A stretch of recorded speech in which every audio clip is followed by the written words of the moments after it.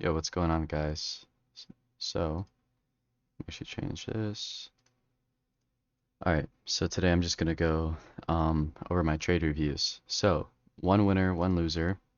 I didn't actually review my second trade in depth yet, but I've had time to think about it and why it went wrong, and I've also seen a common trend within these types of lead tests that I do, and I'll show you guys why. And this is something that I actually just realized, and I'm glad because it's gonna definitely help eliminate a lot of my losers. Just because uh, I find that a lot of trades that I take, I kind of rush, and I never, for some reason, actually sat down and like review this type of entry that I do. It is a lead test, but it's sort of like different than like this first one that's gonna show you because I am really good at kind of these rapid 1 minute lead tests here. And let me actually just get into my first trade to better show you guys. So today, Creator Trades actually did point this out. Here on Apple, I was very confident in calls in the morning. First, look at this yesterday supply zone, and right here in the morning, we ended up turning it into demand. And then, oh sorry, this is kind of all weird. Oh, what the heck?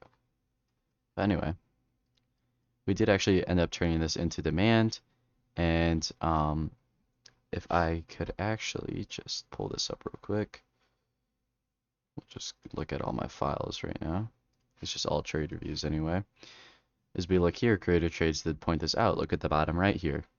We have this little downtrend, lower low, lower high. We break through, we create a new higher high. That's our breakup structure, and we enter on the pullback.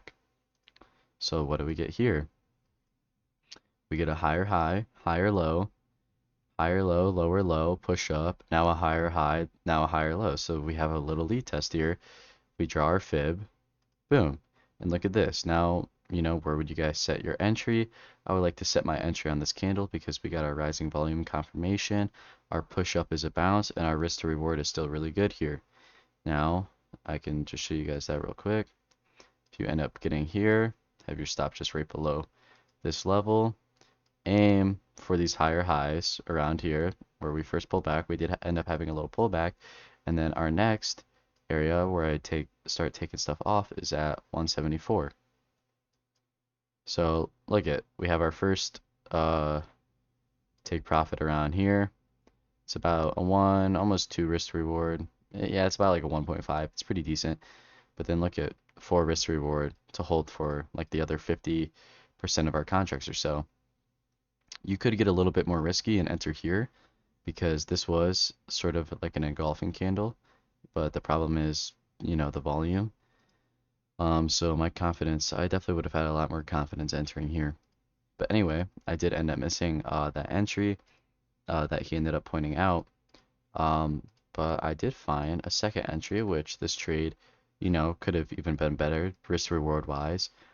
Setup wise, I don't know for sure, but risk reward wise, and I think still setup wise, it was pretty good. So we kind of have this high of day here. I'm on the 1 minute, so I'm not really looking at these wicks because I feel like maybe this is sort of just like a sweep of liquidity, and I'm not going to set, my stuff all the way up here.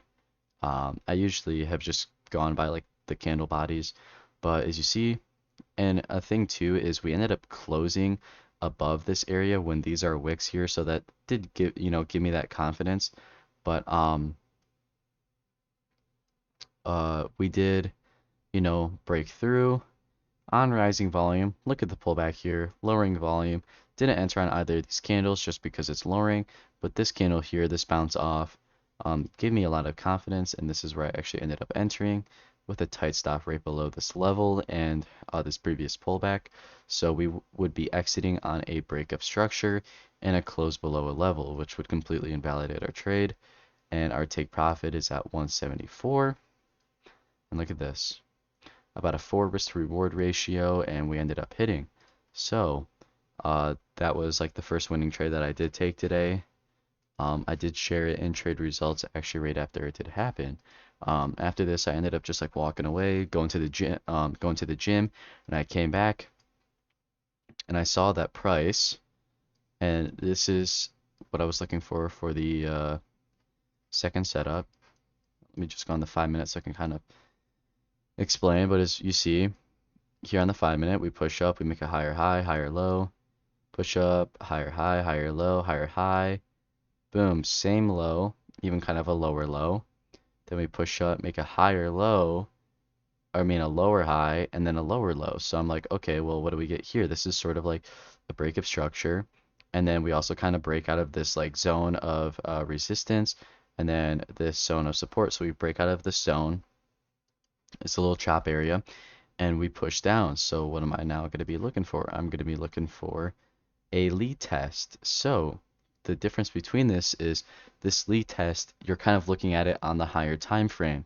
So and like a mistake that I've been making is I'll kind of come up here, I'll see like a candle pattern on the 1 minute, or we may break above the 9 here, and I will just not really or I'll enter, and then I always end up getting stopped out on these kind of larger time frame lead tests. So I was really thinking, and I'll show you guys my entry real quick. I was actually calling it out on a trade floor, and username did point something out to me that I did miss. But this was my thought process, so I kind of marked this as a pullback, which is the first thing I shouldn't have done because it's more of a chop zone, like a rectangle. And then I played here I can kind of draw this rectangle.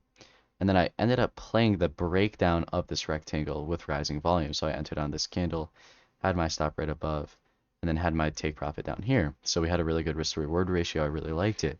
But this is where I went wrong. And as you see after, we got volume that picked up, and we ended up pushing back up.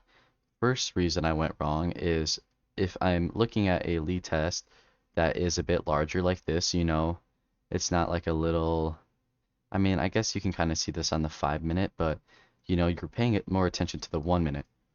The thing that I wasn't paying attention to was, the 5 minute volume and everything.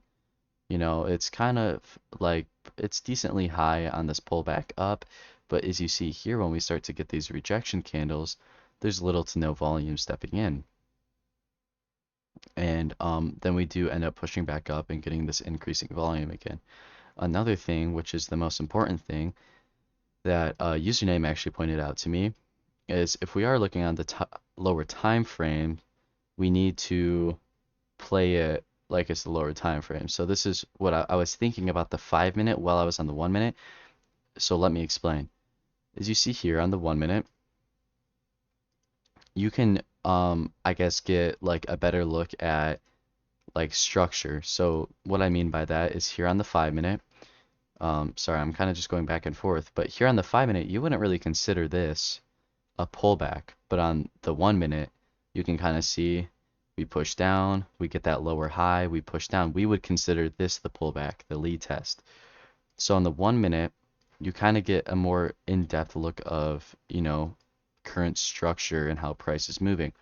So here we may just see a push down and a lower high not made, but here on the 1 minute, look, push down, lower high, push down, lower high, higher high formed. So what did we need to see? Since we had, bearish structure, lower high, lower low, lower high, lower low, lower high, lower low, lower high, boom, now we get a higher high. So for me to have a more confident entry is now this. What is this? Username pointed this out is a cup and handle. Now I don't know if there's a curve that I can do. Yeah, kind of like this. So boom, we kind of get this cup and handle. We get our pullback here. We get our breakout with rising volume. And we break out of this level. We get this cup and handle. So where did I end up entering? I ended up entering at the bottom of the pullback for the cup and handle. Now what is this and what is this structure telling us? We created a higher high, then a higher low, and then pushed up and created a higher high. So I was trading on, like, yes, on the 5 minute, we may have been creating a lower low, or a lower high, but we didn't really get first off, we didn't get confirmation of a pullback or any bearish candles here. I mean, you kind of do get in a bearish engulfing, but look at the volume. It's nothing at all. And look at this inverse hammer, no volume. Um, but I always look for my entry on the 1 minute, so I wasn't really looking there. So what did I actually need to see? This is what I needed to see, is we needed to see another break of structure showing a push lower.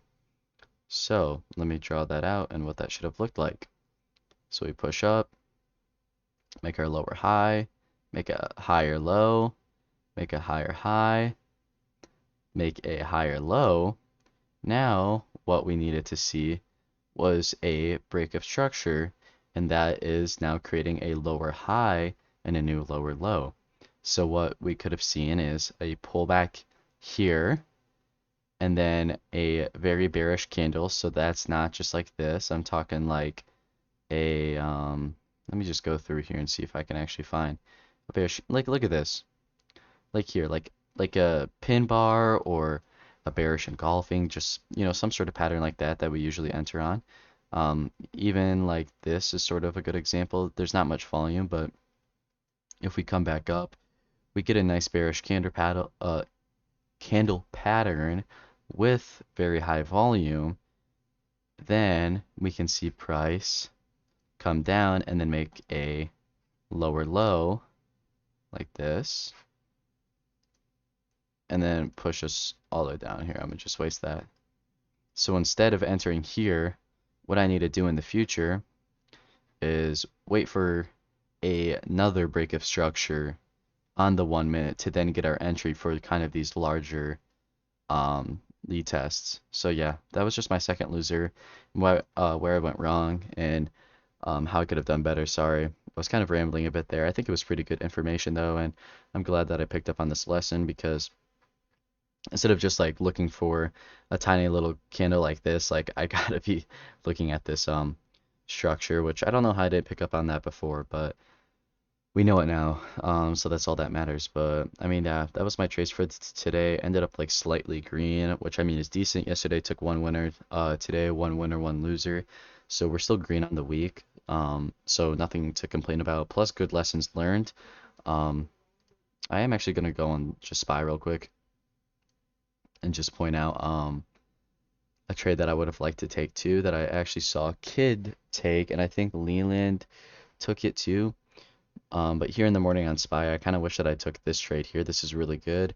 Again, like I've been just going back to like the basics of trading, because I used to overcomplicate things a lot, but like now I'm kind of seeing Leland's entries and like even like Kid's entry today on this and stuff, and it's like it's so basic. It's like, okay, we push up, we get a higher high. Yes, we're kind of coming up on resistance here, but we're not getting any bearish confirmation that we're, pushing down. We come down here, we start to chop. What do we get?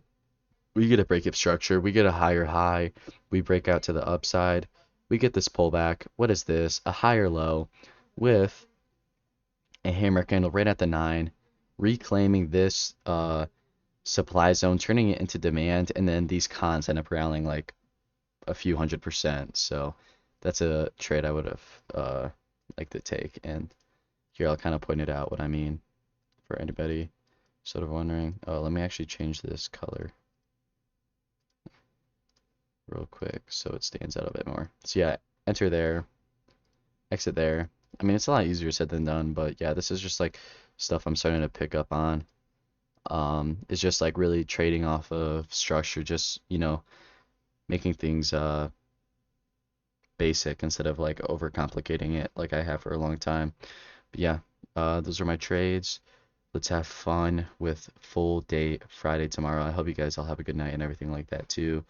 Hopefully you got something valuable out of this. And if you guys do have any tips, especially for these like larger lead tests like this, like I think that I have figured this out sort of, but if you guys have any tips or things that you guys look for in these sort of scenarios, please let me know. So yeah.